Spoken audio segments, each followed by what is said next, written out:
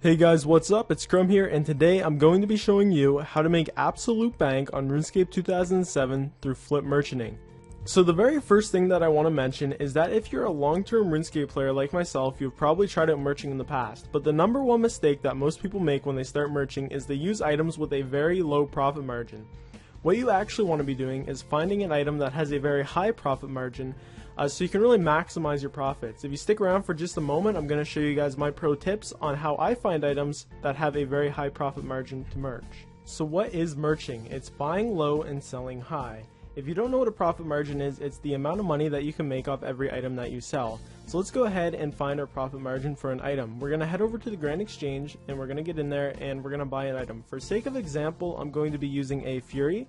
This isn't really a good item, but I'll show you how to find some amazing items to use in just a moment. So I'm just going to type Fury in here and I'm going to buy it for way over the mid price. This will make it buy instantly, and then I'm going to go ahead and I'm going to sell it back to the GE way below mid price. So now what we're going to do is we're going to go into the Grand Exchange history, and this will bring it up, and you will notice the sold price, how much it's sold for. Our sold price is now going to become the price that we're going to buy these Furies for from the GE, and the bought price here is going to be the price that we sell them back to the GE. So I hope you guys understand that. So if you notice here, I'm going to write these down on a notepad so I don't forget them.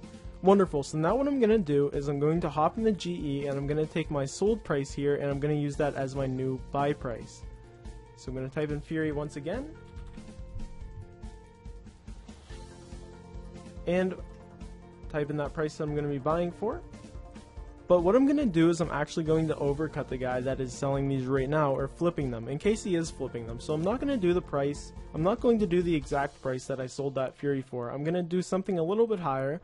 So it sold for 3,015,000 and 583 GP. So I'm going to do 3,015,000 and 600 GP. Simple as that. And now I'm going to put in an offer in for 5 of these bad boys. I'll be back once these are all bought. Alright, so all the Furies just finished buying in the GE, so now what I need to do is sell those Furies back to the GE now for my bought price. So I'm going to go ahead and go in the GE again. I've already collected them, and I'm going to sell these for that bought price.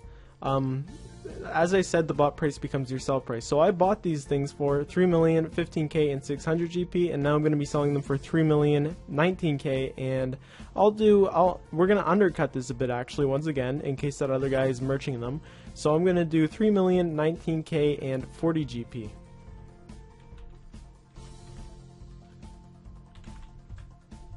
So there we go, my price all typed out. And what I'm going to do is just go ahead and sell these in the GE, and I'll be back. Okay, so the Furies just finished buying, or selling I mean. So there we go, that made me some nice profit in total. The total profit from those Furies was 17k and 200 GP. The profit margin was 3,444. So that's basically it. That's how you flip. It's that easy. But the real trick is to find an item with a very high profit margin. So how do we find items with a high profit margin? Well, this is by far the trickiest part. I'm going to show you guys how I do it. Personally, for me, I like to use clue scroll items, mainly because they are not traded very much and they are not found very much. So what this means is that when someone has one and they get it from a clue scroll reward, they tend to not want to keep it and they're going to sell it in the GE, but there's not a lot of people buying them, so they're just going to crank that price down and sell it really low. However, there is people that will buy these items. Like there's a lot of people that like to make their character look fancy on RuneScape, so they'll buy it and they'll crank that price way up because there's not many people selling them. So I've found personally for me with these there is a very high profit margin, so you guys can try these out. Another thing to do too is you can also try items that are required for quests that are very uncommon. You can also do items that are required for clue scrolls to complete it. Those work very well as well. And just some uncommon weapons and even some food and some potions will work too. You really need to experiment around. But what you don't want to do is go for very common items such as, for example, lobsters here. Let me just do one of them. Because if you're doing lobsters or runes or some other type of food that has a really, there's basically a lot of them being traded, it's going to have a very low profit margin. And since the introduction of the GE, you can't buy in true bulk anymore, so you're not going to be able to make that much money. So let's take our profit margin off lobsters here, for example. I would only be making 3 GP off a flip there. and I can only buy 10,000 of them an hour, so at most I'd be making 30k, and they're going to take a while to buy. If, for example, one of the clue scroll items that I do, a katana, I can easily make 60k off each one of those items that I flip. So let me find the profit margin on the katana right here, real quick for you guys. And we're just going to bump this way up, and then we're going to sell that back. And let's take a look at the profit margin on the katana. And as you can see, 60 versus 80, I can't do math, 60 cent, 20k, that's 20k profit off each one of these things that you can buy, and I usually tend to buy around 50 of these things in a single night. So yeah, it's pretty good. Of course, now that this video is out there, if it gets a lot of views, these probably won't be good anymore, so just keep that in mind. You really need to find your own item that there's not a lot of people flip merching, and that there is a kind of low demand for, but if somebody wants it, they're going to overpay for it.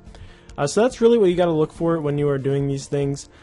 Just try a lot of clue scroll items. They tend to work very good for me. Some of the different potions too. Let's say, for example, I don't know, you could do a range potion here, and like a range potion mix 1. I don't know, this might be good. You really need to experiment around. See, this one right here, it's not even buying, so that might be actually really good. I'm doing brine sabers right now too. They go fairly quick and they're not bad money. So let's bump this range potion up to 10k. It's not even buying. So an item like this, you know what, if somebody really needs it, I don't know if it has a use, this could be a very good item to flip. So that's pretty much it, guys. Thanks for watching. Just remember, you really need to find your own item and something that's a bit obscure.